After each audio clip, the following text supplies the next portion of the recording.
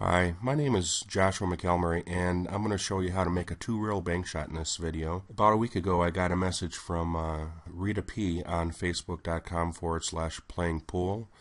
She basically asked, any minor tips to use on the two-rail bank shots would be great. So here's the video for you, kind of showing you my tips on making a two-rail bank shot, Rita. The two-rail bank shot is oftentimes considered to be more of the difficult bank shots to make in pool, simply because it's harder to visualize than a single rail back or three railer, or four railer, five railer. And there's an awful lot. There's some variables that you're going to want to keep in mind when you're stepping up to the table and you're considering doing a two-rail bank shot. You're going to want to know the rails that the cushions that you're shooting up against, and that you don't want them to be dead by any means. A dead rail will kill your bank shot, and it's very difficult to work with a dead rail and trying to figure out the angle. So you want to have a better table, a more update table with the rails that are the correct height, the correct angle, a 90-degree angle to the adjacent rail, and with enough buoyancy and tightness. So no dead rails in that. Also, polished versus unpolished pool balls. If you step into a bar, you might notice that quite a few of the pool balls are unpolished. And basically what that means is that all of the material, all of the debris that's on the pool ball, the dust and the chalk and that, catches faster on the felt. So it won't slide as far with a straight speed shot. It'll actually start catching and rolling faster than a polished pool ball would do. So if you're playing on a pool table with unpolished pool balls, for this particular shot you want to shoot it a little bit harder than you would than if you were playing in a pool hall where they took care of their pool balls and that. Also, you want to look at the angle of the cue, the speed in the English. So basically the angle of the cue, you want to have it as level as possible. We're not going to be doing any angle shots on here. You're not elevating the butt. You're keeping the butt of the cue as level as you can. And all of the speeds of the shots on what I'm going to be showing you are going to be dealing with a medium to a light fast speed with 0 to little English used. So we're not going to use any English on these shots.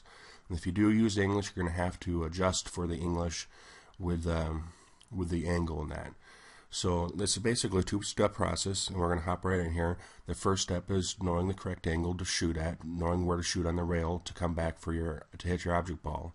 And the second is understanding the angle of incident off the second rail, and we'll get into that later in the video in about a minute or so. So this is the table that's set up for 9-ball game, and your shot is on the 1 ball. And it's really tough to hit the 1 ball right now. You could probably masse or jump the 2 and the 5 to get to the 1. In this particular video, we're talking about the 2 rail, so we're going to set up with that. So what we're going to do is we're going to just imagine the 2 balls there, the 1 ball, which is the object ball, and the cue ball by itself. And we're going to place a ghost ball, which we're going to call the letter A ghost ball here, and directly smack dab in between the object ball and the cue ball. So forgetting about all the other object balls, we're placing that ghost ball right there. And then we're going to draw a line directly from that ghost ball to the pocket of the 2 adjacent rails we're going to be using. So from that line, from the ghost ball to the corner pocket, is going to be your line of aim. And this is called the parallel system, and you'll see why in just a second. When your cue ball is going to follow the same exact angle, direction, parallel to the ghost ball into the pocket. So as a result, it's going to hit the first cushion, bounce off, and then come around the second cushion onto your object ball. And again, this is done with a medium to a light fast speed and 0 English on this with a level cue. The nice thing about this is that this particular shot right here that I'm showing you is it's more likely to make than if we were to do this corner shot over here. And again, you can do this with any corner that you can see that there's no problem balls in the way. So you have your ghost ball, and we'll draw it up here to the next pocket. And again, it's just parallel. Run your cue ball parallel line with the ghost ball, and then it should deflect and come back and hit the 1. This is less probable than the earlier example because in this example, it actually, cue ball actually travels a farther distance, so it's more likely to have a slight error to it, so might miss your object ball. But it just shows that you can use this on any of the four corner pockets. Now, the angle of incident is very important to understand as well, because after the cue ball makes contact with the first rail, it'll come around and hit the second rail, and then off the second rail it loses its angle a little bit. So it actually it deflects away from the ghost ball line that you're following, the parallel line. So in this particular example that I'm showing you right here, the cue ball and the ghost ball are relatively very close. So the angle of incident is, it's not going to really hold on this one as much. This is a more probable shot that you won't lose the angle of incident. Let me show you where the angle of incident comes in. It's when you have the cue ball further away from the ghost ball, or further away from the object ball. That's where the angle of incident comes in, and this is exactly how the angle of incident works.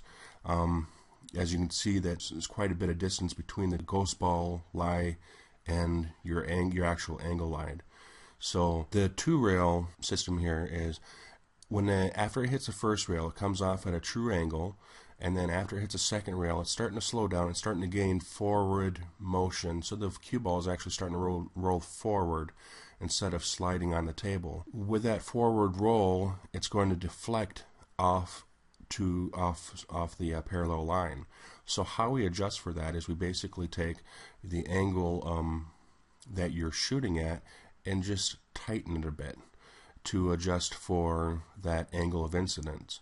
So as you move the angle a little bit tighter so that it's shooting inside of the object ball, then it should actually come off. And this is going to require a lot of practice just to kind of understand and to get the concept of this. So this will actually come up with longer shots like this. And the second reason you might find you might have to use this angle of incident rule is if you're shooting a softer shot. So that's why we would use the angle of incident. And that's going to be the case in every shot. But again, the closer the parallel lines are, the less likelihood that you're going to be that far off of the angle of incident. It's when it gets to be further away that it's going to be more noticeable in that.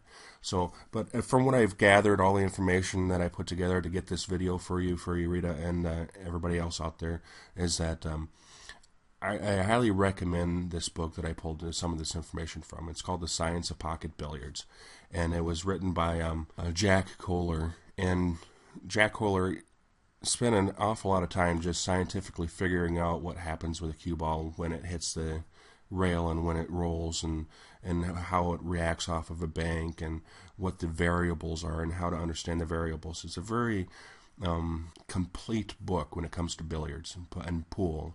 It leaves very little to the imagination. He covers pretty much everything except for the mental game. So when it comes to the physical aspect of how to improve your game in that, I highly recommend this book. It's a great book.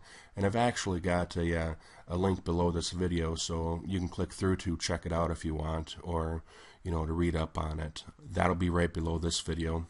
The second reference that I'd like to make would be to Pool.bz. Pool.bz is where I got the images for the pool tables, and I was able to lay out the pool balls in a fashion that to just display for you in this video to describe what I was talking about. And if you have any questions, if you want to show me a particular situation and how to overcome that situation in a pool game, you can certainly go to Pool.bz and sign up there, and they'll have software there that you can freely just use and set up a pool table how you want, and you can share that with me. I basically recommend on this particular level of shot, the two-rail bank shot, I recommend practice, practice, and practice. That's all I got to say about that. It's just a very tough shot, and just comes with time. So be patient and keep practicing on that. If you have a pool question and you want to ask me, you can certainly go to facebook.com/playingpool and click on the Contact Me button, which is underneath the Facebook profile picture. And I'll get back to you with either a video or a written answer in reference to your question. And if you haven't joined yet, you can feel free to join and interact with the great community of pool players who are passionate about the game on facebook.com/playingpool.